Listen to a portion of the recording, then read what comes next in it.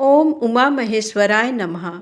आप सभी का हमारे YouTube चैनल पर हार्दिक स्वागत है। फाल्गुन मास महात्म कथा अध्याय 14 में आज सुने आगे की कथा।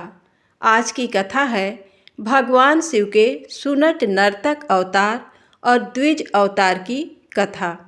कथा अच्छी लगे तो भगवान शिव की कथा को एक लाइक अवश्य करें और चैनल को सब्सक्राइब करके मेरा सहयोग करें। आइए कथा को श्रवण करते हैं।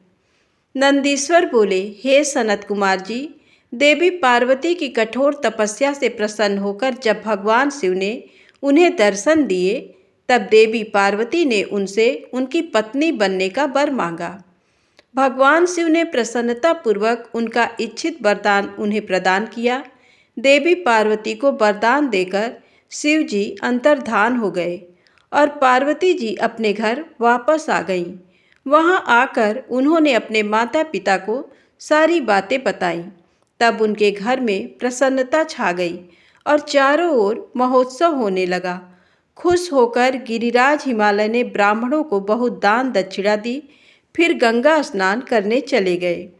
एक दिन जब गिरिराज हिमालय गंगा स्नान हेतु गए थे, भगवान शिव ने सुंदर नट नर्तक का रूप धारण किया और मैना के घर पहुंच गए। उनके बाएं हाथ में शिवलिंग और दाहिने हाथ में डमरू था। उन्होंने लाल रंग के वस्त्र पहन रखे थे, पीठ पर गुदड़ी टांग रखी थी। ऐसे रूप में वे मैना के घर के आंगन में आकर सुंदर नृत्य एवं गान करने लगे। अपने डमरू को बजाकर वे अनेक प्रकार की लीलाएं दिखाने लगे। नगर के सारे वृद्ध नर नारी और बच्चे प्रसन्नतापूर्वक उनका नृत्य देख रहे थे।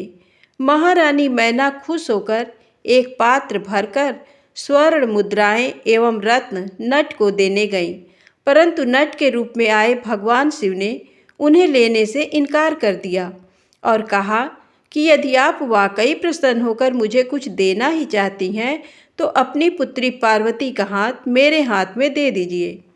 उस नट नर्तक की बात सुनकर देवी मैना को बहुत क्रोध आया और वे नट को बुरा भला कहने लगी।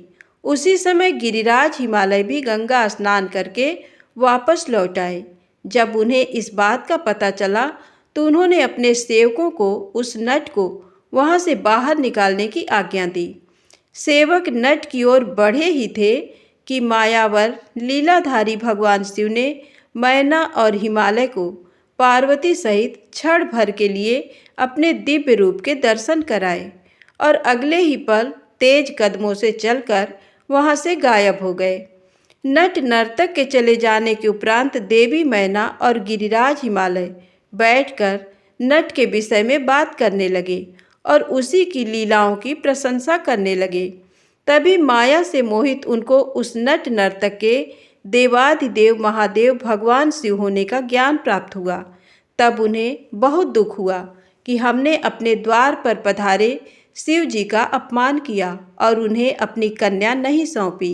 ये विचार कर दोनों बहुत दुखी हुए और अपने अपराध का प्रायश्चित करने हेतु भगवान शिव की आराधना करने लगे। उनकी भक्तिभाव से की गई पूजा से प्रसन्न होकर शिव जी ने देवी पार्वती का पाणिग्रहण किया। ये शिव जी के नट नर्तक अवतार का महात्म मैंने तुम्हें सुनाया। ये वर्णन सब अभीष्ट फलों को प्रदान करने वाला है। नंदीश्वर बोले, हे सनत कुमार जी, जब देवी मैना और गिरिराज हिमालय ने अपने द्वार पर नट का रूप धारण करके आए शिव जी को अपनी कन्या देने से इनकार कर दिया, तब उन्हें अपनी भूल का एहसास हुआ और वे क्षमा याचना करने हेतु भगवान शिव की भक्तिभाव से आराधना करने लगे। उनकी शिव जी में परम भक्ति स्थापित हो गई। उनकी इस घनिष्ठ भक्ति से देवता चिंतित हो उठे। उन्हें लगा कि यदि गिरिराज ने अपनी भक्ति से प्रसन्न कर शिव जी को अपनी कन्या पार्वती दे दी, तो उन्हें भगवान शिव द्वारा निर्वाण प्राप्त हो जाएगा और वे संसार के बंधनों से छूटकर परम शिवलोक को प्राप्त कर लेंगे।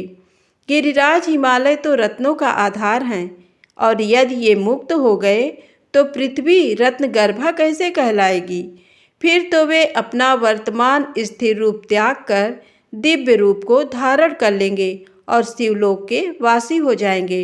ये सब सोचकर देवताओं को चिंता सताने लगी और वे अपनी समस्या का समाधान करने हेतु देवगुरु बृहस्पति की शरण में गए। वहां जाकर उन्होंने बृहस्पति जी को प्रणाम किया और बोले, हे देवगुरु, आप कोई ऐसा उपाय करें जिससे गिरिराज हिमालय भगवान शिव की भक्ति से विरक्त हो जाएं। आप हिमालय के पास जाकर उनसे शिव जी की निंदा करें। देवराज इंद्र के ऐसे वचन सुनकर देवगुरु बृहस्पति बोले कि मैं परम कल्याणकारी परमेश्वर की निंदा नहीं कर सकता। आप अपना ये कार्य किसी अन्य देवता से पूर्ण कराइए।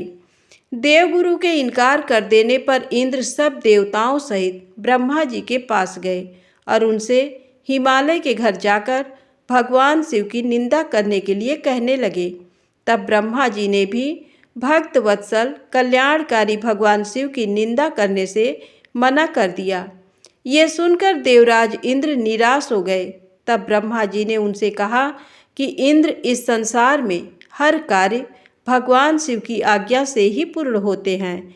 तुम अपने कार्य की सिद्धि हेतु उन्हीं की शरण में जाओ, वे अवश्य ही तुम्हारे हित का कार्य करेंगे।